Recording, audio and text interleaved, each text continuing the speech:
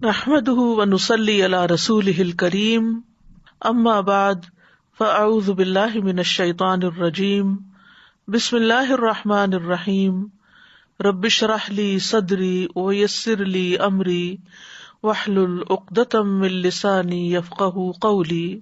کیا آپ سب کے پاس یہ بکلیٹ ہے؟ اٹھا کے دکھائیے مجھے، سب کے پاس، گڈ۔ تو اس کے صفحہ نمبر 1 سے ہم شروع کریں گے۔ جب آفات آئیں، قدرتی آفات وہ تکالیف اور مصائب ہیں جو بنی نوع انسان کی آزمائش اور امتحان کے لیے وقتاً فوقتاً آتی ہیں۔ یہ آزمائشیں انسان کو غفلت سے جگانے اور اصل مقصد زندگی کی طرف راغب کرنے کے لیے آتی، کہ انسان ہوش میں آئے اور جس مقصد کے لیے دنیا میں آیا ہے اس کو پورا کرے۔ مگر پھر بھی ہم سوچتے نہیں کہ یہ زلزلے کیوں آتے ہیں جن سے آباد بستیاں اور بھرے پورے شہر اجڑ جاتے ہیں، پہاڑ روئی کے گالوں کی طرح اڑنے لگتے ہیں، اور یہی زلزلے جب سمندر میں آتے ہیں تو سونامی طوفان بن کر دیکھتے ہی دیکھتے لاکھوں انسانوں کو صفحہ ہستی سے مٹا دیتے ہیں۔ تیز آندیاں، شدید بارشیں اور برف باری کے طوفان کیوں آتے ہیں؟ دریاؤں میں سیلاب اور سمندروں میں طغیانی کیوں کراتی جو آبادیوں کو اپنے ساتھ خس و خاشاک کی طرح بہا لے جاتی؟ غلہ اگلتی ہری بھری زمینیں قحط کی وجہ سے کیوں ویران اور بنجر ہو کر انسانوں کو اس طرح بھوک اور افلاس کا شکار کر دیتی ہیں کہ وہ چمڑا اور مردار کھانے پر مجبور ہو جائیں؟ پانی، خوراک اور دیگر ضروریات زندگی کیوں نایاب ہو جاتی ہیں اور شہر کے شہر موت کی وادیوں میں کیسے تبدیل ہو جاتے ہیں؟ پتھروں کی بارش اور انسانوں کو زمین میں دھنسائے جانے کے واقعات کیوں رونما ہوتے ہیں؟ ان سب سوالوں کا جواب وہی دے سکتا ہے جو ان حادثات و آفات کے اسباب اور وجوہات کا پورا علم اور ادراک رکھتا ہو، یعنی اس کو پوری طرح سمجھ ہو، یعنی اس کی وجہ جانتا ہو۔ اور وہ کون ہو سکتا ہے؟ اللہ رب العزت۔ تو اللہ تعالیٰ فرماتے ہیں ظہر الفساد فی البر والبحر بما کسبت ایدی الناس لیذیقہم بعد الذی عملوا لعلہم یرجعون۔ لوگوں کے ہاتھوں کی کمائی کی وجہ سے خشکی اور سمندر میں فساد ظاہر ہو گیا تاکہ وہ ان کو ان کے اعمال کا مزہ چکھائے، شاید کہ وہ پلٹ آئیں، تاکہ انسان اللہ کی طرف رجوع کریں۔ قرآنی تاریخ بھی واضح کرتی ہے کہ جب کسی قوم کا ضمیر مردہ ہو جاتا ہے، وہ دنیا کی زندگی میں مست ہو جاتی اور اس کی بغاوت اور سرکشی حد سے بڑھ جاتی ہے، تو پھر عذاب الہی اس کا مقدر بن جاتا ہے، جیسا کہ اللہ سبحانہ وتعالیٰ نے فرمایا وَكَمْ أَهْلَكْنَا مِنْ قَرْيَةٍ بَطِرَتْ مَعِيشَتَهَا فَتِلْكَ مَسَاكِنُهُمْ لَمْ تُسْكَنْ مِنْ بَعْدِهِمْ إِلَّا قَلِيلًا وَكُنَّا نَحْنُ الْوَارِثِينَ۔ اور کتنی ہی بستیاں ایسی تھیں جو اپنی معیشت پر اتراتی تھیں، یعنی دنیاوی ترقی خوب کی انہوں نے، تو یہ ان کے گھر ہیں جن میں ان کے بعد چند لوگوں کے سوا کوئی نہ بسا، اور ہم ہی اصل وارث ہیں۔ ایک اور جگہ فرمایا وَكَمْ أَهْلَكْنَا قَبْلَهُمْ مِنْ قَرْنٍ هُمْ أَشَدُّ مِنْهُمْ بَطْشًا فَنَقَّبُوا فِي الْبِلَادِ هَلْ مِنْ مَحِيصٍ إِنَّ فِي ذَلِكَ لَذِكْرَى لِمَنْ كَانَ لَهُ قَلْبٌ أَوْ أَلْقَى السَّمْعَ وَهُوَ شَهِيدٌ۔ اور ان سے پہلے بھی ہم بہت سی امتوں کو ہلاک کر چکے ہیں جو ان سے طاقت میں بہت زیادہ تھیں، وہ شہروں میں ڈھونڈتے ہی رہ گئے کہ کوئی بھاگنے کا ٹھکانہ ہے، بے شک اس میں ہر دل والے کے لیے عبرت ہے، یا اس کے لیے جو متوجہ ہو کر سنے اور حاضر بھی ہو۔ گویا ان سارے واقعات میں ہمارے لیے سبق ہے۔ تو آئیے ہم دیکھتے ہیں کہ مختلف قومیں کیوں تباہ ہوئی تھی۔ پہلی قوم جس کی تاریخ قرآن مجید میں ملتی ہے، جس کی تباہی کا ذکر ملتا ہے، وہ ہے قوم نوح۔ ان کے اندر کیا بیماری تھی، کیا خرابی تھی؟ شرک کرتے تھے۔ اس کے بعد قوم عاد، ان کا کیا مسئلہ تھا؟ متکبر لوگ تھے، سرکش لوگ تھے۔ سمود، ان کے اندر کیا خاص مشکل تھی؟ کیا کیا تھا انہوں نے؟ اللہ کی نافرمانی اور بغاوت۔ اس کے بعد قوم لوط۔ آپ دیکھتے ہیں کہ قوم نوح، عاد اور سمود کے بعد قوم لوط ایک ایسی قوم ہے کہ جس کی برائیوں کا خاص طور پر نام لے کر ذکر کیا گیا ہے، اسی لیے ان پر جو مصیبتیں آئیں، سزائیں آئیں، تکلیفیں آئیں، وہ بھی ملٹیپل ہیں، خرابیاں بھی ملٹیپل اور تکلیفیں یا عذاب بھی مختلف طرح کے۔ قوم لوط پر کیا کیا مصیبت آئی تھی؟ زلزلہ آیا تھا، چنگاڑ، پھر کیا ہوا؟ بستی کو نیچے سے اٹھا کر الٹا کے مارا گیا، اور پتھروں کی بارش ان پہ ہوئی، اور والکینو پھٹا، جی زمین بھی پھٹی اور پانی میں بھی ڈوبے۔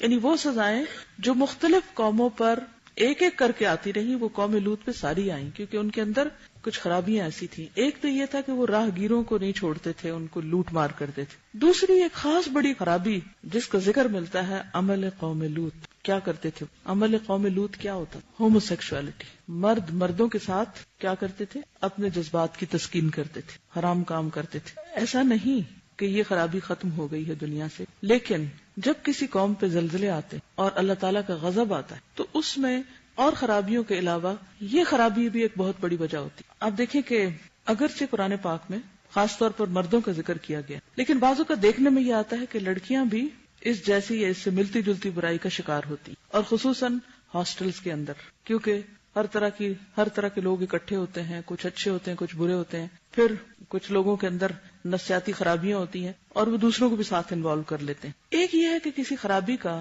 کسی بھی جگہ پر ہونا جن کو پتہ نہیں، علم نہیں، جانتے نہیں، اور ایک یہ ہے کہ ایسی جگہ پر خرابیاں ہونے لگے جہاں پر لوگ دین پڑھتے پڑھاتے، یہ زیادہ بڑی برائی ہے یا نہیں؟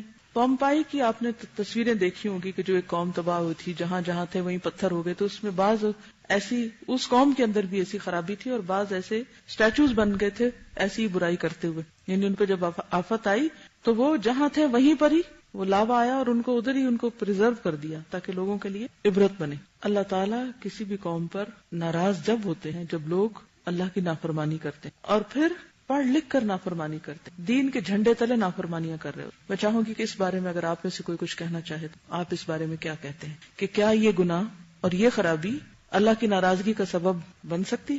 اور اگر زلزلہ بھی کسی کو نہ ہلائے اور نہ جگائے تو اس کے بعد پھر کون سی چیز رہ جاتی؟ قرآن مجید بتاتا ہے کہ یہ برائی ان سے پہلے دنیا میں نہیں پائی جاتی۔ شیطان ہے نا، مختلف لوگوں کو مختلف طرح بہکاتا ہے اور ان کے لیے ان کے برے اعمال خوشنما بناتا ہے۔ اب آپ یہ سوال کریں کہ جی قابیل کے دل میں کیسے خیال آ گیا تھا کہ وہ بھائی کو قتل کرے، تو یہ ہے کہ شیطان جو ہمارا ازلی ابدی دشمن ہے وہ بندوں کے دلوں میں مختلف طرح سے برائیوں کے خیال ڈالتا ہے، جن کو اللہ کا ڈر ہوتا ہے اس کو جھٹک دیتے ہیں اور وہ اپنی راہ پہ چل پڑتے ہیں، اور جن کے نفس کمزور ہوتے ہیں ان پہ شیطان قابو پا لیتا ہے۔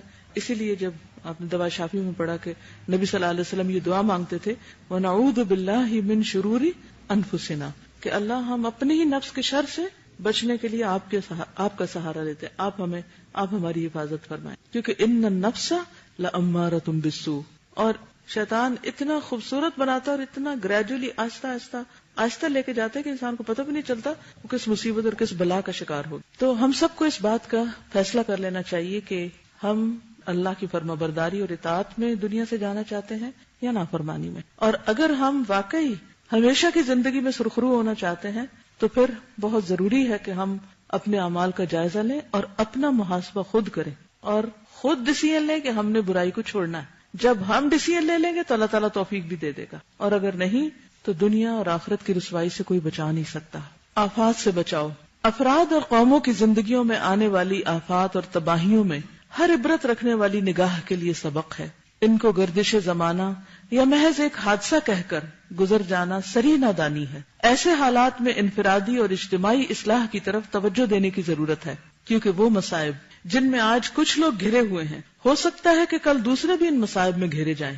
ارشاد باری تعالیٰ ہے وَاتَّقُوا فِتْنَةً لَا تُصِيبَنَّ الَّذِينَ ظَلَمُوا مِنْكُمْ خَاصَّةً وَاعْلَمُوا أَنَّ اللَّهَ شَدِيدُ الْعِقَابِ، اور ڈرو اس فتنے سے جو خاص طور پر صرف ان لوگوں کو نہ پہنچے گا جنہوں نے تم میں سے ظلم کیا، اور جان لو کہ بے شک اللہ سخت سزا دینے والا۔ تو اس سے کیا پتہ چلتا ہے کہ جب کوئی ایسی مصیبت آتی ہے تو وہ صرف ان لوگوں پہ نہیں آتی جو برا کر رہے ہوتے ہیں، ان پہ بھی آتی ہے جو دیکھتے ہیں اور خاموش رہتے ہیں اور ایسے لوگوں کو کچھ کہتے نہیں۔ تو ہمارا کیا فرض بنتا ہے کہ اگر ہم کسی شخص کے اندر ایسی کوئی برائی دیکھیں تو پھر کیا کریں؟ کیا کرنا چاہیے بتائیے؟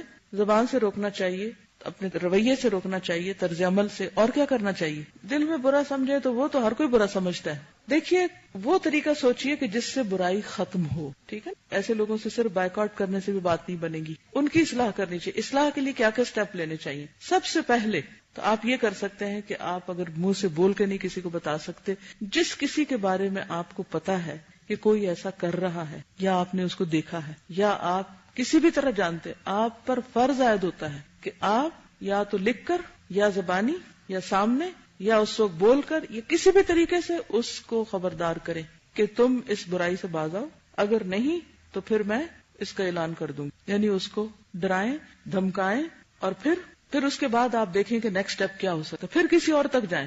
ہم کیا کرتے ہیں، کسی کے اندر کوئی چیز دیکھی نہ دیکھی جا کے کسی کو شکایت کر دی، وہ فلانی خرابی کر رہا ہے، تو بات یہ ہے کہ اس میں ایک تو بعض اوقات غلطی کا امکان ہوتا ہے، بعض اوقات یہ ہوتا ہے کہ ہمیں نہیں پتا کہ وہ بتانے والا بھی سچ بتا رہا ہے یا نہیں، تو اس لیے ضروری ہے کہ آپ سب سے پہلے جس کو برا کرتے دیکھیں اس کو خود روکیں، منع کریں، ہاتھ پکڑے، ہاتھ سے روکے، زبان سے روکے۔ یہ کو نہیں کہا کہ جا کے چغلی لگا دے کہیں، یا کہیں شکایت لکھ کے لگا دیں، ڈائریکٹ اس کو روکیں، کیونکہ اللہ سبحانہ وتعالی نے یہ ایک ایسا سسٹم بنایا مسلمانوں کے کہ جس طرح ایک جسم کے لیے بلڈ سرکولیٹ کرتا ہے تو وہ سارا باڈی فنکشن کرتی ہے، جہاں بلڈ نہیں جائے گا وہاں پر باڈی جو ہے وہ جام ہو جائے گی، کام